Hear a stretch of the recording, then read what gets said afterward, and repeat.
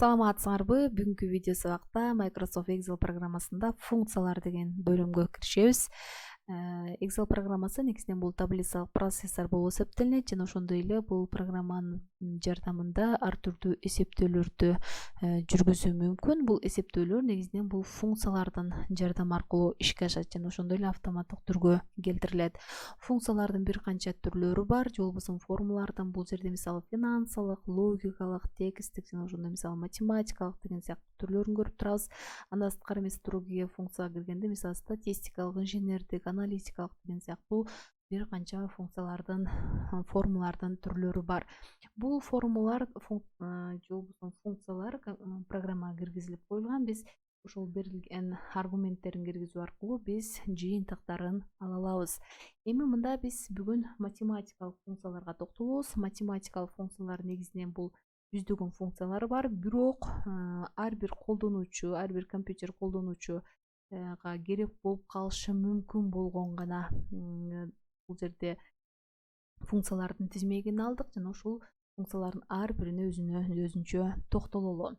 Эми мында функцияларды коюунун негизинен бир канча ыкмасы бар. Бул жерде ошол биринчи эле ыкма бул главная вкладкасында бул жерде автосумма деген бул белги, автосумма белгиси, ошол жерге кирип, мисалы бул жерде эң көп колдонулган негизги функциялар берилген, бирок биз другие функция десек, мол терезе ачылат. Демек ошол терезеден категориясын алгач тандап алып, кайсы категориядагы функцияларды издеп атасыңар, мисалы математикалык дейли. Андан кийин бул прокрутканын жардамы аркылуу керектүү функцияны тандап алуу мүмкүнчүлүгү бар. Экинчи ыкма, демек биз могул f(x) бул строка формуланын жанында турган вставить функцию дегенде басканыбызда деле ошол эле терезе ачылат. Бул экинчи жолу.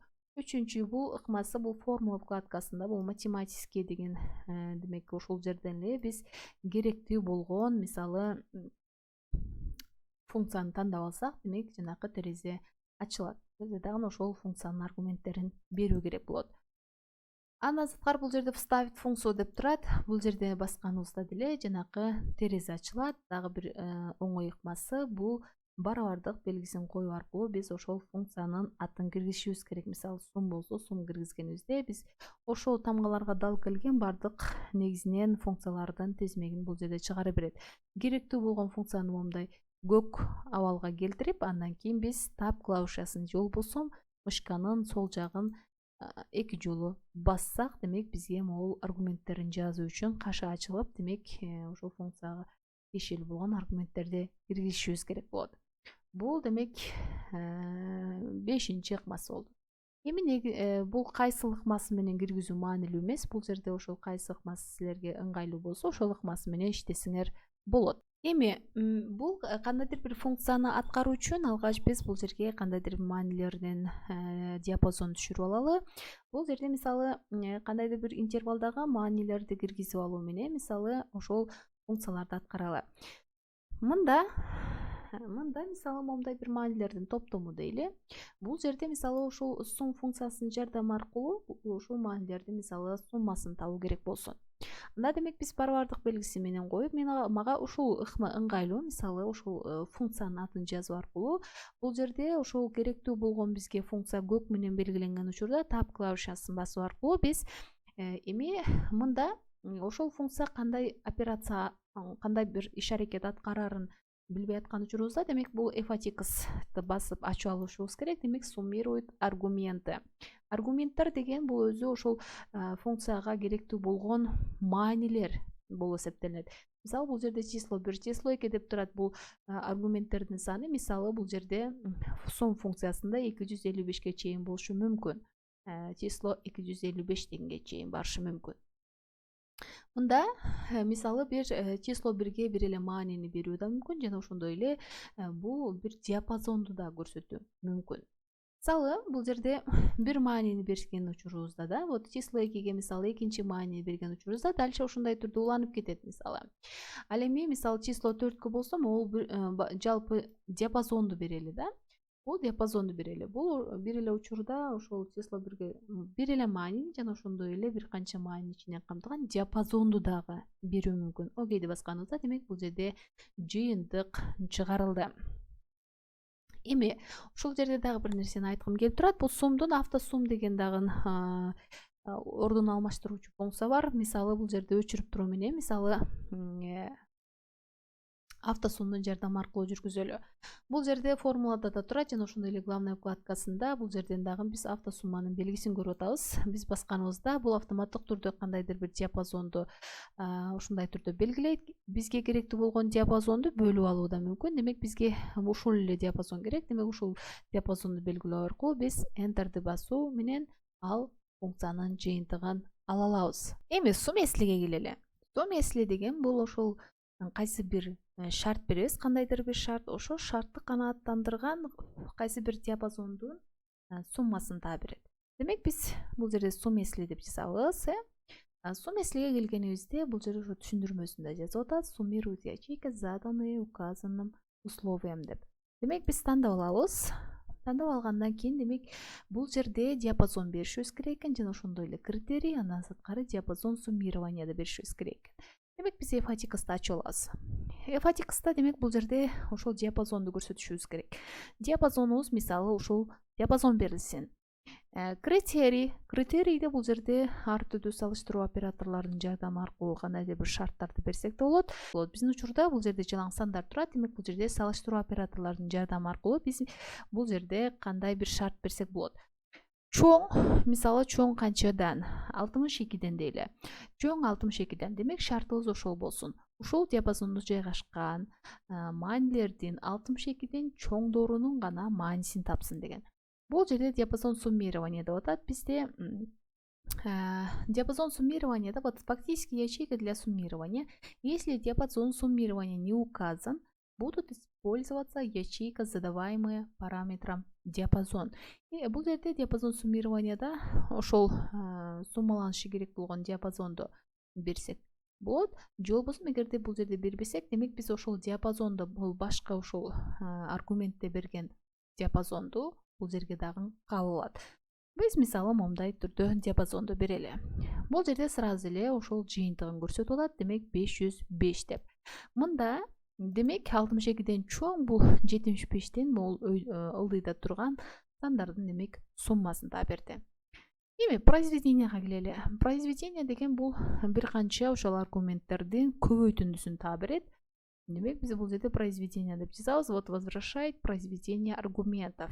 Демек мында число 1, число 2 деген сыяктуу аргументтерди беребиз. Сум сыяктуу эле мында 255ке чейин аргумент берсек болот. Бизде ошол эле мисалы диапазонду көрсөтөлү. Enterди бассак, демек ушул диапазондогу сандардын маанилерин чыгарып берди. Эми байкаган болсоңор, бул санды экспоненциальный типке өткөрүп койду автоматтык түрдө. Себеби бул көп орундуу сан болгон үчүн.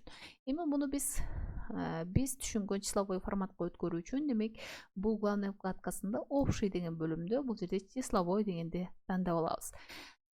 Эми карагыла, момундай учур көп эле кездешет, мындай решеткаларга айланып калган. Бул кайсы учурда ушундай бир көрүнүшкө туш болобуз? Эгерде ошол столбецтин ширинасына батпай атса, демек ушундай решеткаларга айланып калат. Демек биз бул ширинасын кеңейтүү аркылуу биз ошол сандын өзүн алсак болот. Демек жогоруда көрсөтүлгөн ошол сандардын көптүгүнүн көбөйтүндүсү ушундай бир чоң санга барабар экен. Мында биз өтүрдөн кийинки нолдорду уменьшить разрядность вот командасынын жардамы аркылуу алып салсак болот. Эми астат деген функция бул остаток болуп эсептелет. Кайсы бир санды башка бир санга бөлгөндө, эгерде бул ошол калдыктуу бөлүнгөн учурда бизге ошол калдык бөлүгүн гана алып чыгып берет. Мисалы остат возвращает остаток от деления дейт. Демек бул жерде числа беришибиз керек экен жана ошондой эле делитель беришибиз керек. Же болбосо кандайдыр бир сан берип ошону бөлүүчү беришибиз керек экен. Мисалы мол санды берели, ошол санды берели. Мында демек биз ошол аргументтердин ортосун сөзсүз түрдө өтүрлүү точка менен бөлүшүбүз керек. Андан кийин бул кайсы санга так бөлүнбөшү, 10го бөлүнбөшү мүмкүн. Мында мисалы жыйынтыгы 7 болот, себеби калдыгы 7ге барабар. Частная, демек ошол остаток, бул остаток бөлүгүн алса, бул частная деген ошол бүтүн бөлүгүн алат. Бөлүнгөндө мисалы частная, да, вот возвращать часть результата деления с остатком. Демек калдыктуу бөлүнгөн учурда ошол сандын бүтүн бөлүгүн гана алат. Мисалы бул жерде деле ошол эле маанини көрсөтөлү. 127-ни демек бүтүрүлүү точка менен бөлүп, мисалы 10го бөлгөндө демек мында 12ге барабар болот. Себеби бул калдык бөлүгүн албай, бүтүн бөлүгүн гана бизге көрсөтүп атат. Степень бул даража, мында биз билебиз, демек эки аргумент берилиш керек. Себеби бул ошо сан болуш керек жана ошол сандын кайсы бир даражасы болушу керек. Демек степень деп аталат. Вот степень функциясы возвращает в результате возведения степень деп атат. Демек бул жерде число, ошол эле учурда степень беришибиз керек. Мисалы могул санды алалы жана өтүрүлүү точка менен ажыратып, мисалы экинчи даражасы деп берели. Enter'ди басканыбызда демек ошол кайсы сандын 75'тин демек 75'тин экинчи даражасы бул 5625ке барабар экендигин алдык. Эми корень ошол степендин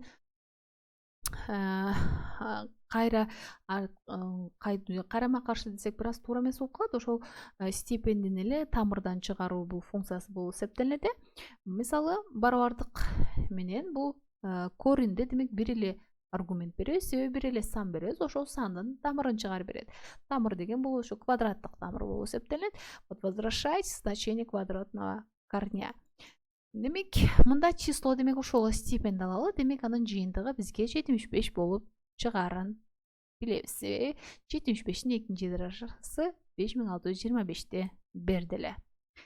Эми факториал деген түшүнүк бар. Факториал деген балким турмушуңарда аябай көп колдонбошуңар мүмкүн, бирок бул дагы кызыктуу болгон функция болуп эсептелет. Факториал деген бул өзүнө чейинки сандардын, кайсы бир сандын факториалы ошол санга чейинки бардык сандардын көбөйтүндүсү болуп эсептелет. Мында демек бир эле маани бересиңер. Вот возвращается факториал числа равный, вот демек өзүнө чейинки сандардын көбөйтүндүсү. Вот бир эле сан бересиңер. Мисалы 10 деп берсиңер, демек ошол 10го чейинки сандардын баарын көбөйтүндүсүн берет. Демек 10го чейинки сан бул 1, 2, 3, 4, 5, 6, 7, 8, 9 баарын бири-бирге көбөйткөндө демек биз 3.628.800 деген жыйынтыкты алат экенбиз. Эми округление. Округленияны табуу үчүн алгач биз могул жерге кандайдыр бир бөлүү аткарып алалы, себеби бул ошол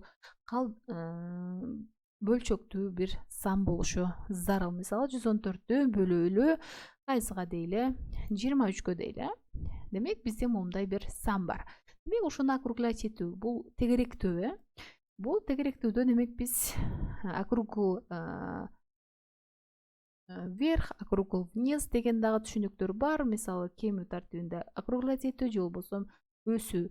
Округл деп мисалы тандап алабыз. Вот сан беришибиз керек бул жерде. Ошол санды тандап алалы жана ошондой эле канчанчы разрядка чейин округлять этүү керек. Могул f(1)ды ачып алсак дагы жакшы болот. Бул жерде мисалы числа разрядов деп турат. Демек ошол канчанчы разрядка чейин тегеректөө керек экендигин көрсөтүшүбүз зарыл. Эгерде 100гө чейин тегеректөө керек болсо, демек 2 деп көрсөтөбүз. 10дукка чейин тегеректөө десе, демек 1ди көрсөтөбүз. А 1000дикке чейин тегеректөө керек болсо, демек 3 цифра 3 дегенди көрсөтүшүбүз зарыл. Мисалы 100дукка чейин тегеректөө керек болгон учурда, мисалы 2 деп беребиз. Сразу бул жерде ошол жыйынтыгын дагы чыгарып берип атат. Числа разрядов бул ошо түшүнүгүн бул жерде түшүндүрмөсү жазылып турат. Мисалы количество десятичных разрядов, до которого нужно округлить числа. Отрицательное значение вызывает округление целой части. 0 округление до ближайшего целого числа. Значит, деген бул минус санды берген учурубузда, демек ошол бүтүн бөлүгүнө чейин бүтүн бөлүгүн округлять этүүгө тиешелүү болот. Ал эми 0 деп көрсөткөнүбүзгө, демек ошол бүтүн бөлүгүнө чейин округлять этип берет. Биз мисалы 2 деп көрсөттүк, демек бул жерде 100дүккө чейин тегеректөө бүтүн бөлүгүн эмес, бөлчөк бөлүгүн 100дүккө чейин тегеректөө экендигин түшүнөбүз. Бул жерде жыйынтыгы да чыкты. Enter'ди басуу менен демек биз округление функциясынын жыйынтыгын алдык. Демек ушундай сыяктуу эле калган мисалы математикалык формулалардан ушундай эле негизде колдонсок болот. Болгону биз кандай аргументтер берилиши керек, ошол аргументтерини туура берүү аркылуу биз каалагандай жыйынтыкты ала алабыз. Бүгүнкү сабак түшүнүктүү жана ошондой эле пайдалуу болду деген ишеничтемин. Силер кызыгып көрсөңөр, мисалы башка математикалык функцияларды да карап көрсөңөр болот. Анын деле эч кандай кыйынчылыгы жок. Болгону азыркы функцияларды аткарууда кандай алгоритмдер аткарылса, демек ошондой эле негизде жүргүзөсүңөр болгону аргументтерди, маанилерди туура көрсөтүшүбүз зарыл. Каналга катталганды унутпайбыз. Кийинки сабактардан кабардар болгуңар келсе, анда коңгуроо белгисин да басканды унутпагыла. Кийинки сабактарда жолугушканча.